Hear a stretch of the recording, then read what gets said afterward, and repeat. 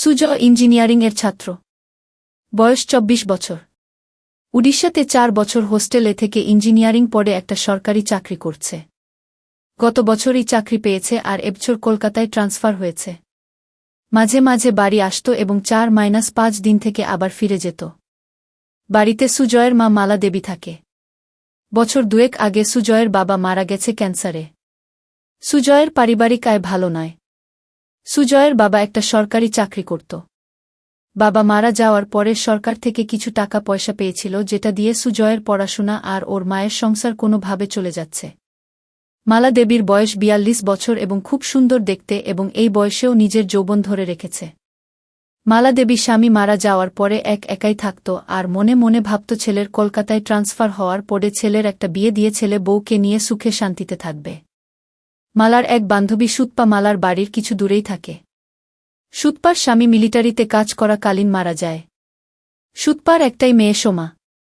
সুতপার বয়স ৪০ বছর আর মেয়ে সোমার বয়স ২১ বছর, কলেজ-এ পড়ছে। সুতপার আর্থিক অবস্থা অনেক ভালো, নিজেদের ২ তলা বাড়ি আছে। সুতপা মালাকে বলেছে যে সুজয়ের সাথে সোমার বিয়ে দিতে, কারণ সুজয়কে খুব পছন্দ সুতপার। সুজয়রা ভাড়া বাড়িতে থাকত। একটাই ঘর, রান্নাঘর আর বাথরুম। যেহেতু মালা স্বামী মারা যাওয়ার পরে একাই থাকত তাই কোনো অসুবিধে হয়নি, কিন্তু এবার সুজয় ফিরে এলে একটা ঘরে কিভাবে চলবে সেটাই মালা চিন্তা করছিল। তাই একদিন মালা সুতপাকে এই কথাগুলো বলল। সুতপা সব শুনে বলল, মালা তোকে তো আমি বলেছি সুজয় কলকাতায় ট্রান্সফার হয়ে এলে এক শুভক্ষণ দেখে সুজয় আর সোমার বিয়েটা দিয়ে দেব আর আমরা সবাই মিলে এই বাড়িতেই থাকব। এত বড় বাড়িতে শুধু আমরা দুজন মা মেয়ে থাকি, তোরাও এখানে চলে এলে সবাই মিলে আনন্দ করে থাকা যাবে। মালা সুতপার কথা শুনে আনন্দে বলল, আমি ছেলে এলে ওর সাথে কথা বলে তোকে জানাব। কিছুদিনের মধ্যে সুজয় ফোন করে জানালো যে শুক্রবার সে বাড়ি আসছে। প্রায় ৮ মাস পরে সুজয় বাড়ি ফিরছে বলে সেদিন মালা ভালো ভালো রান্না করে রেখেছিল। তারপর স্নান করে একটা ভালো শাড়ি পরে ছেলের জন্য অধীর আগ্রহে অপেক্ষা করছিল। প্রায় ১২টা নাগাদ সুজয় বাড়ির সামনে এসে দরজায় কড়া নাড়ল। মালা দরজা খুলে দেখল ৪-৫টা ব্যাগ হাতে আর কাঁধে নিয়ে সুজয় হাসি মুখে দাঁড়িয়ে আছে। ঘরে এসে ব্যাগগুলো নামিয়েই মাকে ধরল সুজয়। মালা ও সুজয়কে ধরে থাকল কিছুক্ষণ। তারপর ছেলের হাত থেকে নিজেকে ছাড়িয়ে মালা বলল, অনেক বেলা হয়ে গেছে সুজয়, যা স্নান করে নিয়ে আগে খেয়ে নে, তারপর না হয় ব্যাগগুলো থেকে সব বার করবি আর গল্প করা যাবে। সুজয় বলল, ঠিক বলেছ মা, খিদেতে পেট জ্বলছে, আমি তাড়াতাড়ি স্নান করে আসছি, তুমি খাবার বারো। এই বলে সুজয় বাথরুম-এ চলে গেল। ভেতরে দেখল ওর মা ওর জন্য একটা হাফ প্যান্ট আর তোয়ালে রেখে দিয়েছে। তাই দেরি না করে ভালো করে স্নান করে সুজয় হাফ প্যান্ট পরে খালি গায়ে বাইরে এসে দেখল মা খাবার বেডে মেঝেতে বসে আছে। সুজয় মায়ের উল্টো দিকে বসে খেতে শুরু করল। খেতে খেতে মাকে দেখছিল সুজয় আর মনে মনে ভাবল যে মাকে আগের থেকে যেন আরও সুন্দরী লাগছে। মালা সেটা দেখে জিজ্ঞেস করল, কি এত দেখছিস সুজয়? সুজয়, তোমায় দেখছি মা, তোমায় এই শাড়িতে খুব সুন্দর লাগছে। এটা কি নতুন শাড়ি? মালা, না রে, এটা পুরনো শাড়ি, তবে খুব কম পরেছি বলে এটা নতুনের মতো লাগছে। সুজয়, মা, চাকরি তো আমি পেয়ে গেছি, এবার আর তোমার কোনো দুঃখ রাখব না। মালা হেসে বলল, সে আমি জানি সুজয়। আমি এখন অনেক নিশ্চিন্ত যে তুই এবার আমাদের দুজনের সংসার চালাতে পারবি। এই শুনে সুজয় হেসে বলল, সে আর বলতে।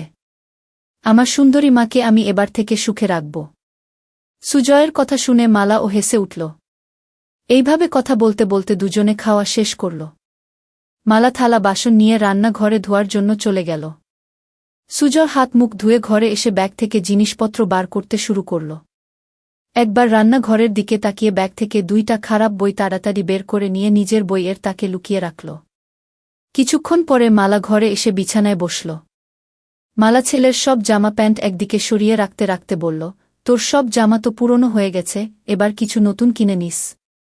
সুজয়, ঠিক আছে মা, এ মাসের স্যালারি পেয়ে তোমার আর আমার জন্য নতুন ড্রেস কিনব গু। তারপর সুজয় সব জিনিস বিছানা থেকে সরিয়ে মালার মুখোমুখি বসে গল্প করতে শুরু করল। মালা, সুজয়, এখন তোর কিরকম লাগছে? পড়াশোনা করে চাকরি করছিস, এবার কলকাতায় ট্রান্সফার ও হয়ে গেল। সুজয়, সেরকম কিছু না, কিন্তু এবার থেকে তোমার সাথে থাকতে পারব, এই জন্য আমি খুব খুশি। এই বলে মায়ের কোলে মাথা রেখে শুয়ে পড়ল। মালা ছেলের কথা শুনে খুব খুশি হল আর সুজয়ের মাথায় হাত বুলিয়ে দিতে লাগল। সুজয় শুয়ে শুয়ে মালাকে দেখছিল আর মনে মনে ভাবছিল মাকে সত্যি খুব সুন্দর দেখতে। এইভাবে কিছুক্ষণ থাকার পরে মালা হেসে বলল, সুজয়, এবার সুতপার সাথে কথা বলতে হবে তোর বিয়ের জন্য। সুজয় তখন মায়ের কোল থেকে মাথা সরিয়ে উঠে বসে বসে দুই কাঁধে দু হাত রেখে বলল, না মা, এখন নয়। এখন শুধু আমার সুন্দরী মাকে সুখী করার সময়, বউকে নয় গে। মালা হেসে বলল, আমি তো ভালোই আছি, এবার তোর একটা বউ এসে গেলে আমার অসুবিধা হবে আর তোর অসুবিধা হবে। সুজয় নিজের মুখটা মালার মুখের কাছে এনে বলল, আমাদের কি সুবিধা হবে মা, বউ এলে? মালা, আমার একটা গল্প করার সাথী হবে আর তোর চির জীবনের সাথী হবে। আর সত্যি বলছি, সোমা খুব সুন্দরী আর ভালো মেয়ে, তোকে খুব সুখে রাখবে। সুজয় একটা হামি দিয়ে বলল, আমি তোমায় সুখে রাখব, তাই তোমার আর কিছু লাগবে না। মালা সুজয়ের কথা শুনে একটু চমকে উঠে বলল, ঠিক আছে, এবার তুই একটু রেস্ট নিয়ে নে, আমি একটু বেরোচ্ছি, একেবারে বাজার করে ফিরব। এই বলে মালা উঠে দাঁড়িয়ে নিজের শাড়িটা ঠিক করতে লাগল। সুজয়ও উঠে দাঁড়িয়ে মাকে দেখতে লাগল। কিছুক্ষণ পরে মালা বাড়ি থেকে বেরিয়ে যেতেই সুজয় দরজা বন্ধ করে ঘরে এসে নিজের আরেকটা ব্যাগ খুলে খুলে মায়ের একটা ছোট জামা দেখে বার করে সেটা নাক দিয়ে গন্ধ নিতে থাকল। সুজয় হোস্টেল এ থাকাকালীন বন্ধুদের পাল্লায় পড়ে খারাপ বই পড়া শুরু করেছিল। সব সম্পর্কের মধ্যে মা ছেলে নিয়ে গুলো পড়তে বেশি ভালোবাসত। সেই জন্য ৮ মাস আগে যখন বাড়ি এসেছিল তখন মায়ের একটা ছোট জামা লুকিয়ে নিজের সাথে নিয়ে গিয়েছিল। তারপর থেকে হোস্টেলে সুজয় বই পড়তে পড়তে মায়ের ছোট জামাটা হাতে নিয়ে নিজেকে সান্ত্বনা দিত। যেহেতু খুব ক্লান্ত ছিল তাই মাকে চিন্তা করতে করতে কিছুক্ষণের জন্য ঘুমিয়ে পড়ল। তারপর কিছুক্ষণ পরে বাথরুম এ গিয়ে পেচ্ছাপ করতে গিয়ে দেখল বাথরুম এ মায়ের একটা ছোট কাপড় ঝোলানো আছে। মালা তাড়াহুড়ো সেটা সরিয়ে রাখতে ভুলে গিয়েছিল। সুজয় পেচ্ছাপ করে সেটা নিজের নাকে শুকে বুঝল এটা মায়ের ব্যবহার করা। সেটা মালা ধুতে ভুলে গেছে। সুজয় অনেকক্ষণ সেটা নাকে নিয়ে নিজের গন্ধ শুকতে লাগল। এবার নিজেকে আর কন্ট্রোল করতে না পেরে হাতের কাজে লেগে গেল। প্রায় ১৫-২০ মিনিট ধরে চলল সেই কাজ। তারপর সেটা যেখানে ছিল সেখানে রেখে নিজেকে পরিষ্কার করে ঘরে এল। মনে মনে অপরাধ বোধ হচ্ছিল নিজের মাকে নিয়ে এরকম ভাবতে, কিন্তু ও এটা বুঝতে পারল আজ সব থেকে বেশি তৃপ্তি পেয়েছে। কিছুক্ষণ পরে সুজয়ের পাপবোধ আরও গাঢ় হল আর ভাবতে লাগল কিভাবে মাকে আরও কাছে পাওয়া যায়। এইসব ভাবতে ভাবতে সন্ধে হয়ে গেল আর ঠিক তখন দরজায় আওয়াজ হল। সুজয় দরজা খুলে দেখল মালা দাঁড়িয়ে আছে দু হাতে দুটো বাজারের ব্যাগ নিয়ে। সুজয় সঙ্গে সোজা মায়ের হাত থেকে ব্যাগ দুটো নিয়ে রান্নাঘরে রেখে এক গ্লাস জল নিয়ে মালাকে দিল। মালা বিছানায় বসে জলটা খেয়ে জিজ্ঞেস করল, সারা দুপুর আর বিকেল কি করলি সুজয়? একটু ঘুমিয়েছিলিস তো? সুজয়, হ্যাঁ মা, অল্প ঘুমিয়েছিলাম গো। মালা, ভালো করেছিস, আমি একটু ফ্রেশ হয়ে তোকে চা করে দিচ্ছি, তোর জন্য কাটলেট ও এনেছি। এই বলে মালা তোয়ালে নিয়ে বাথরুম এ চলে গেল। সুজয় তখন মাকে সারপ্রাইজ দেবে বলে নিজেই রান্নাঘরে গিয়ে চা বানাতে শুরু করল আর বাজারের ব্যাগ থেকে সব কিছু রান্নাঘরে যথাস্থানে রেখে কাটলেট দুটো একটা ডিশ এ রাখল। বাথরুম এর ভেতর থেকে মায়ের স্নান করার শব্দ শুনতে শুনতে সুজয় চা বানাচ্ছিল। এদিকে স্নান করতে করতে মালা হঠাৎ দেখে তার ছোট কাপড়টা দড়িতে ঝুলছে, সঙ্গে সঙ্গে চমকে গেল আর মনে মনে ভাবল, সব কিছু ঠিক জায়গা রেখে আসল জিনিসটা তাই বাথরুম এ ফেলে গিয়েছিল। সুজয় যে কি ভেবেছে কে জানে। নিজেকেই কিছুক্ষণ বকা দিয়ে স্নান করে তোয়ালেটা দিয়ে নিজেকে জড়িয়ে মালা বাথরুম থেকে ঘরে এসে দেখল সুজয় একটা ট্রে এ 2 কাপ চা আর কাটলেট সাজিয়ে বসে আছে। মালা হেসে বলল, বাহ, একবার চা বানিয়ে মায়ের জন্য অপেক্ষা করছিস, খুব ভালো। বউকে তুই খুব সুখে রাখবি গু। সুজয়, এখন তো মাকে সুখী করি, তারপর অন্য কেউ। মালা আলমারি থেকে একটা শাড়ি নিয়ে সুজয়কে বলল, আমি দরজাটা ভেজিয়ে দিয়ে রান্নাঘরে শাড়িটা পরে আসছি। সুজয় এগিয়ে গিয়ে মালার হাত ধরে বলল, তুমি এই ঘরে চেঞ্জ করে নাও, আমি রান্নাঘরে যাচ্ছি, তোমার হয়ে গেলে আমায় ডেকে নিও গি। এই বলে সুজয় ঘরের দরজাটা ভেজিয়ে দিয়ে বাইরে অপেক্ষা করতে লাগল। ছেলের ব্যবহারে মালা খুব খুশি হয়ে ঘরেই ড্রেস চেঞ্জ করতে লাগল। সুজয় দরজাটায় একটু ফাঁকা রেখে ভেজিয়ে রেখেছিল যাতে সেই ফাঁক দিয়ে ঘরে ভেতরটা দেখা যায়। সুজয় দরজার ফাঁকে চোখ রাখতেই ভিতরের দৃশ্য দেখে হতভম্ব হয়ে গেল। এদিকে মালা ততক্ষণে শাড়িটা পরে নিয়ে সুজয়কে ডাকল ঘরের ভেতরে আসার জন্য। সুজয় মায়ের ডাক শুনে একটু চমকে গিয়ে ঘরে ভেতরে এলো এবং হঠাৎ খেয়াল করল ওটা শক্ত হয়ে দাঁড়িয়ে আছে। কোনো ক্রমে এক হাত দিয়ে সামাল দিয়ে বিছানায় বসল। মালা তখন আয়নার সামনে দাঁড়িয়ে চুল আঁচড়াচ্ছিল, তাই ছেলের দিকে খেয়াল করেনি। সুজয় মালাকে ডাকল, এসো মা, চা আর কাটলেট ঠান্ডা হয়ে যাবে, খেয়ে নাও আগে গু।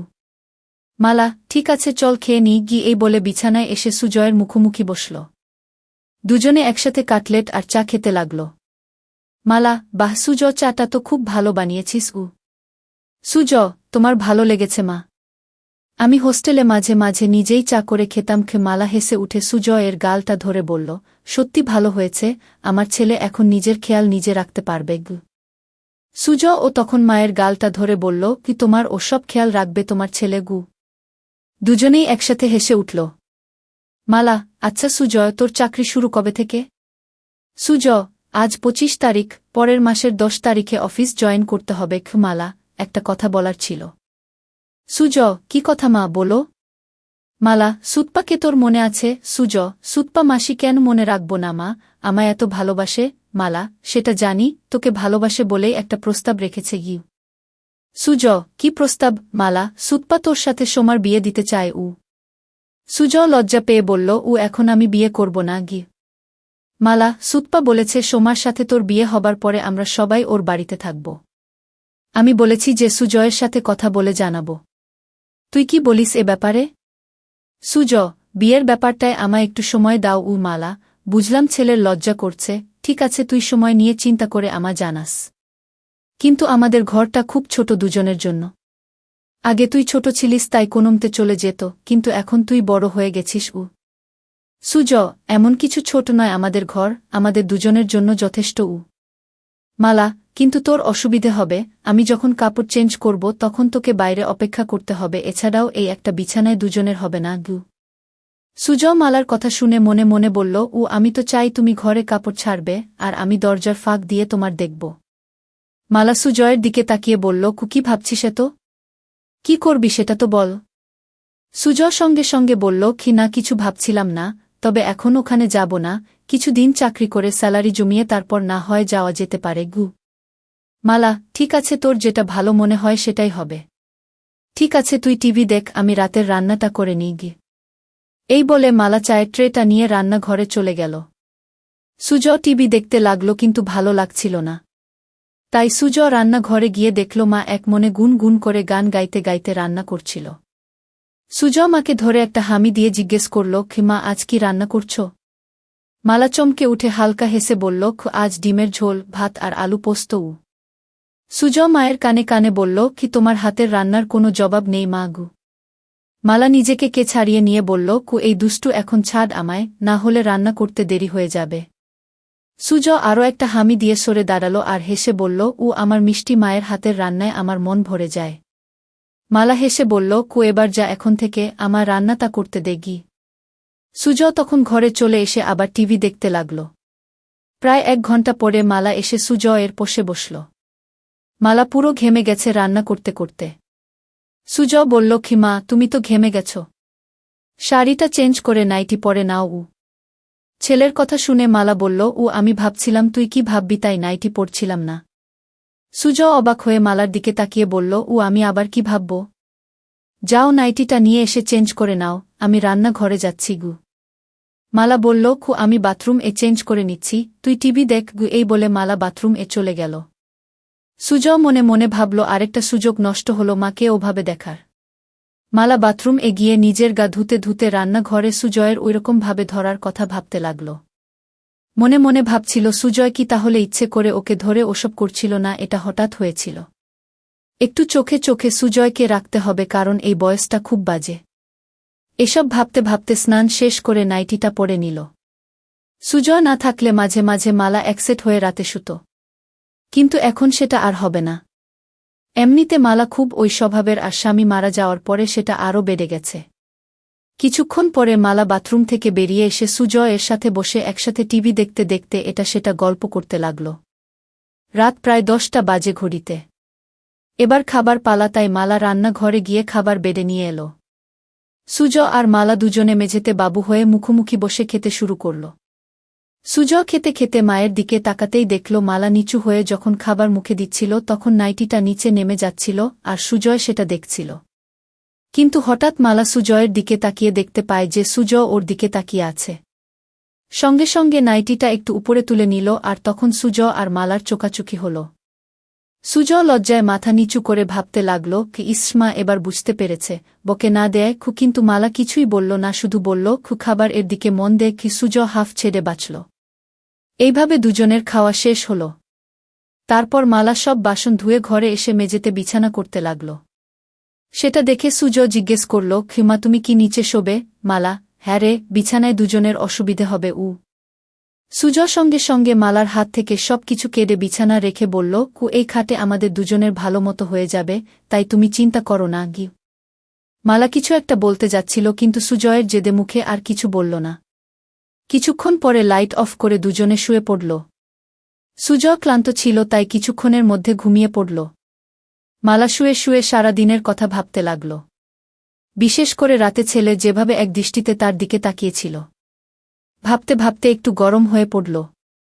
মনে মনে চিন্তা করল যে এবার থেকে সুজয়ের সব কিছু ভালোমতো লক্ষ্য করতে হবে। এইসব ভাবতে ভাবতে মালা ঘুমিয়ে পড়ল। চিরকাল খুব সকাল সকাল ঘুম থেকে ওঠা মালার অভ্যাস। মালা ঘুম থেকে উঠে সুজয়ের দিকে তাকিয়ে দেখল সুজয় গভীর ঘুমে আচ্ছন্ন। একটু নিচের দিকে তাকাতে দেখল সুজয়ের হাফ প্যান্ট তাবু হয়ে গেছে। সেটা দেখে মালা মনে মনে ভাবল ছেলে এমন কিছু স্বপ্ন দেখছে যাতে তাবু হয়ে গেছে।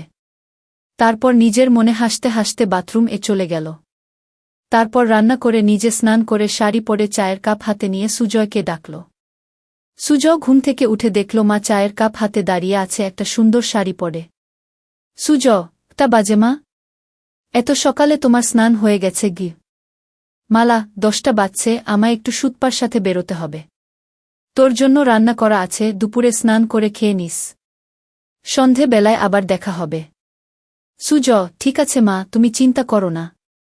কাল তো রবিবার। মালা, কেন কোথাও বেরোবি না কি গু? সুজয় মালার হাত থেকে কাপটা নিয়ে টেবিলে রেখে মালাকে ধরে একটা পাপ্পা দিয়ে বলল, দেখি কি প্ল্যান করা যায়। মালা নিজেকে ছাড়াবার চেষ্টা করে বলল, আবার দুষ্টুমি হচ্ছে, আমার শাড়ি নষ্ট হয়ে যাবে, এখন ছাড় আমায়, পড়ে ধরার অনেক সময় পাবি। সুজয়, তোমায় ছাড়তে ইচ্ছে করছে না মা গি, এই বলে আবার সুজয় মায়ের কোমলতা অনুভব করতে থাকে। মালার ভালো লাগছিল, কিন্তু ওর দেরি হয়ে যাবে, তাই জোরে করে সুজয়কে সরিয়ে দিয়ে বলল, আমি এবার আসি, বুঝলি, না হলে দেরি হয়ে যাবে, তুই সময়মতো খেয়ে নিস। সুজয়, ঠিক আছে মা, তুমি একদম চিন্তা করো না, সাবধানে যেও। এরপরে মালা নিজের শাড়িটা ঠিক করে সুজয়ের দিকে একটা হাসি দিয়ে ঘরে থেকে বেরিয়ে গেল, আর সুজয় দরজা বন্ধ করে ঘরে এসে চা খেতে খেতে চিন্তা করল কি করবে সারাদিন। কিছুক্ষণ বসার পরে আলমারিটা খুলে মায়ের ছোট কাপড়গুলো বের করে বিছানা রাখল। দেখল সেগুলো অনেক পুরনো হয়ে গেছে। কিছুক্ষণ নাক দিয়ে সবগুলো শুকে আবার যথাস্থানে রেখে দিয়ে আলমারিটা বন্ধ করে দিল সুজয়। তারপর সুজয় ঘরটা আর রান্নাঘরটা পরিষ্কার করল। সুজয় মনে মনে একটা মতলব করল কি করে মাকে প্রতিদিন একসেট দেখা যায়, কারণ শাড়ি চেঞ্জ করার সময় বেশিক্ষণ দেখা যায় না। তাই ভাবল বাথরুম এ একটা ফুটো করতে পারলে স্নান করাটা ভালো মতো দেখতে পাবে। একটা হাতুড়ি আর পেরেক নিয়ে বাথরুমের দরজায় সুজয় একটা ফুটো করে দিয়ে দেখল যে ফুটোটা একদম সঠিক জায়গায় হয়েছে, যেখান থেকে ভিতরের দৃশ্য স্পষ্ট দেখা যাবে। তারপর স্নান করে খেয়ে নিয়ে একটু ঘুমোতে গেল সুজয়।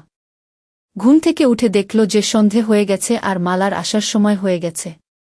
কিছুক্ষণের মধ্যে দরজায় আওয়াজ শুনে সুজয় দরজা খুলে দিয়ে দেখল মালা এসেছে। ভেতরে এসে মালা বলল, সুজয়, দুপুরে খেয়েছিলিস তো? সুজয়, হ্যাঁ মা, খেয়েছিলাম। তোমার দিনটা কেমন কাটল? মালা বিছানায় বসে ফ্যানের হাওয়া খেতে খেতে হেসে বলল, আমার আবার দিন কেমন কাটবে, যেরকম কাটার সেরকম কেটেছে গি। সুজয়, তুমি যাও বাথরুম এ ফ্রেশ হয়ে এসো, আমি চা বানাচ্ছি গু। মালা সেটা শুনে বাথরুম এ চলে গেল আর সুজয় ও রান্নাঘরে চলে গেল। মালা বাথরুম এর দরজা বন্ধ করতেই সুজয় দরজার ফুটো চোখ রাখল। সুজয় হা করে শুধু দেখতে লাগল নিজের মাকে আর এক হাত দিয়ে হাতের কাজে মনোযোগ দিল। এদিকে গ্যাসে জল গরম হয়ে ফুটছে, তাই তাড়াতাড়ি চা বানানোতে মন দিল। কিন্তু কিছুতেই নিজের মন থেকে মায়ের ওই রূপটা মুছতে পারল না। কিছুক্ষণ পরে সুজয়ের চা বানানো শেষ হল। এদিকে মালার স্নান হয়ে গেছে আর মালা বাইরে এলো। ঘরে গিয়ে মালা চুল আঁচড়াতে লাগল আর সুজয় চা নিয়ে এসে বিছানায় বসে মালাকে দেখছিল। মালা আয়নায় সেটা দেখে সুজয়কে জিজ্ঞেস করল, সারাদিন কি করলি? সুজয়, রান্নাঘর পরিষ্কার করলাম, আর মনে মনে বলল বাথরুম এর দরজায় একটা ফুটো করলাম তোমায় দেখব বলে। মালা চায়ের কাপটা হাতে নিয়ে রান্নাঘরে গিয়ে দেখল ছেলে সব ভালোভাবে পরিষ্কার করেছে, আর তারপর ঘরে এসে এদিক ওদিক দেখে বলল, বাবা, তুই তো সব পরিষ্কার করে দিয়েছিস, আমার লক্ষ্মী ছেলে। এই বলে চায়ের কাপটা টেবিলে রেখে 2 হাত বাড়িয়ে বলল, আমার সোনা ছেলে, আয় আমার কাছে। সুজয় সঙ্গে সঙ্গে মালার কাছে ছুটে গেল। কিছুক্ষণ ধরে থাকার পরে দুজন আলাদা হল। তারপর মালা রান্নাঘরে চলে গেল রান্না করতে আর সুজয় টিভি দেখতে লাগল। কিছুক্ষণ পরে রান্না শেষ হলে দুজন একসাথে খেয়ে নিল। আজ ও সুজয় একইভাবে মালার দিকে তাকিয়ে গভীর খাজ দেখছিল, আর আজ মালা সেটা লক্ষ্য করল কিন্তু কিছু বলল না। এইভাবে খাওয়া শেষ করে মালা আর সুজয় বিছানায় শুতে এল। দুজনে পাশাপাশি শুয়ে আছে। ঘরে নাইট বাল্বটা জ্বলছে। মালা চিন্তা করছে সুজয় কেন বারবার ওর দিকে তাকিয়ে থাকে। সুজয়ের মাথায় শুধু স্নান করার দৃশ্যগুলো আসছিল। এইভাবে দুজন ঘুমিয়ে পড়ল। মাঝরাতে সুজয় টয়লেট এগিয়ে ফিরে এসে নাইট বাল্বের আলো দেখল নাইটিটা উপরে উঠে গেছে। সুজয় আস্তে আস্তে মালার কাছে এসে মালাকে দেখতে লাগল। তারপর সুজয় মায়ের দিকে তাকিয়ে দেখল মা গভীর ঘুমে আচ্ছন্ন, তাই সাহস করে মায়ের কাছে এগিয়ে গিয়ে গেল। খুব ভালোই লাগছিল সুজয়ের। হাত দিতেই সঙ্গে সঙ্গে মালা একটু নড়ে উঠল। সেটা দেখেই ভয়ে সুজয় তাড়াতাড়ি হাত সরিয়ে নিয়ে বিছানায় শুয়ে পড়ল। মালা তখন পাশ ফিরে শুল। সুজয় আর কিছু না করে আস্তে আস্তে ঘুমিয়ে পড়ল। পরের দিন সকালে মালা ঘুম থেকে উঠে তাড়াতাড়ি নিজেকে ঠিক করে নিয়ে ছেলের দিকে তাকিয়ে দেখল ছেলে উপুর হয়ে ঘুমে মগ্ন। তারপর বাথরুমে চলে গিয়ে নিজেকে ফ্রেশ করে মালা চা বানাতে লাগল। সুজয় উঠে ড্রেস চেঞ্জ করে চা খেয়ে বাজারে চলে গেল। মালা ভাবতে থাকল কি হচ্ছে এসব। হোস্টেল থেকে ফেরার পর থেকে সুজয়ের আচরণে কেমন পরিবর্তন এসেছে। এসব ভাবতে ভাবতে ঘরে গিয়ে বসল। বাজার যেহেতু অনেক দূরে, তাই সুজয়ের ফিরতে ফিরতে আরও 1-2 ঘন্টা লাগবে। এদিক ওদিক দেখতে দেখতে হঠাৎ দেখল সুজয়ের বইয়ের তাকে বইগুলো কেমন যেন অগোছালো আছে। তাই মালা বইগুলো তাক থেকে নামিয়ে ঘোচাতে লাগল আর মনে মনে ভাবল ছেলে ঘর রান্নাঘর সব পরিষ্কার করেছে, অথচ নিজের বইয়ের তাক সাজাতে ভুলে গেছে। একটার পর একটা বই সাজিয়ে রাখতে রাখতে মালা দেখল একটা মোটা বইয়ের ভেতর কিছু যেন আছে। বইটা খুলতেই দেখল একটা পাতলা বই মলাট দেয়া। মালা ভাবতে লাগল কি বই যে মোটা বইয়ের ভেতরে সুজয় রেখেছে। গল্পের বইটা হাতে নিয়েই একটা পাতা উল্টোতেই কভার ফুটো আর নাম দেখে মালা চমকে উঠল। বই এ যা দেখল তাতে তো নিজের চোখকে বিশ্বাস করতে পারছে না। এও কি সম্ভব? পাতা উল্টাতেই দেখল মা আর ছেলের গল্প। সূচিপত্র দেখে আরেকবার চমকালো মালা। একটা গল্পের কিছুটা অংশ পড়ল, অবাক হয়ে ভাবতে লাগল এটা কিভাবে সম্ভব, আর সুজয় এই বই পেল কোথায়? তাহলে কি এসব গল্প পড়েই সে আমাকে নিয়ে ওসব কথা ভাবে? মালা বিছানায় শুয়ে শুয়ে 2টো গল্প শেষ করল এবং এতটাই গরম হয়ে গেল যে বিছানায় শুয়েই। তারপর বইটা জায়গা মতো রেখে দিয়ে বাথরুম এ চলে গিয়ে মালা নিজেকে পরিষ্কার করল। তারপর ঘরে এসে বসে চিন্তা করতে লাগল। অনেক দিন পরে আজ মালা খুব উত্তেজনা অনুভব করল। হঠাৎ দরজার আওয়াজ শুনে মালা দরজাটা খুলে দেখল সুজয় ভেতরে এসে মাংসটা মায়ের হাতে দিল। মায়ের দিকে তাকিয়ে দেখল মায়ের কপালে ঘাম আর মায়ের চোখ মুখটা কেমন যেন লাগছে। সঙ্গে সঙ্গে সুজয় মায়ের 2 গালে 2টো হাত রেখে জিজ্ঞেস করল, খিমা তোমার কি শরীর খারাপ লাগছে? এত ঘেমে আছো কেন? মালা ঘাম মুছে বলল, কিছু না সুজয়। গরম পড়েছে তো তাই। সুজয় তখন বলল, ঠিক বলেছ মা, আজ বেশ গরম। সুজয় বলল, মা, আমি একটু বেরোচ্ছি, এক বন্ধুর সাথে দেখা করে চলে আসব। মালা, ঠিক আছে, বেশি দেরি করিস না, আমি রান্না তাড়াতাড়ি করে নেব। এই বলে সুজয় বেরিয়ে গেল। মালা দরজা বন্ধ করে ভাবল আর একটু হলেই ছেলে বুঝতে পারত যে এটা গরমের ঘাম নয়, এটা অন্য কিছুর ঘাম। এই ভেবে নিজের মনে হাসতে লাগল। বাকি রান্নাগুলো করে মালা দেখল ছেলের ফিরতে এখনো দেরি আছে, তাই ভাবল বাথরুমটা একবার পরিষ্কার করে নেওয়া যাক। তারপর স্নান করে নেবে। বাথরুম এ ঢুকে মালা দেওয়ালগুলো পরিষ্কার করতে করতে হঠাৎ মালা দেখল যে দরজায় একটা ফুটো। মনে মনে চিন্তা করে দেখলেন যে এই ফুটোটা তো আগের সপ্তাহে যখন বাথরুম পরিষ্কার করেছিল তখন তো ছিল না। তার মানে এই ফুটোটা কি সুজয় করেছে? বাথরুম থেকে বেরিয়ে এসে মালা ফুটো চোখ রেখে দেখল যে ভেতরে কেউ স্নান করলে এই ফুটো দিয়ে সব দেখা যাবে। এবার মালার মাথায় আকাশ ভেঙে পড়ল। তার মানে সুজয় কি ওই ফুটো দিয়ে ওকে দেখেছে? কি শয়তান ছেলে! এটা ভাবতে ভাবতে মালার রাগের সাথে উত্তেজনায় গা রি রি করতে লাগল। বাকি অংশ পরের ভিডিওতে দেওয়া হবে। সবাই সঙ্গে থাকো।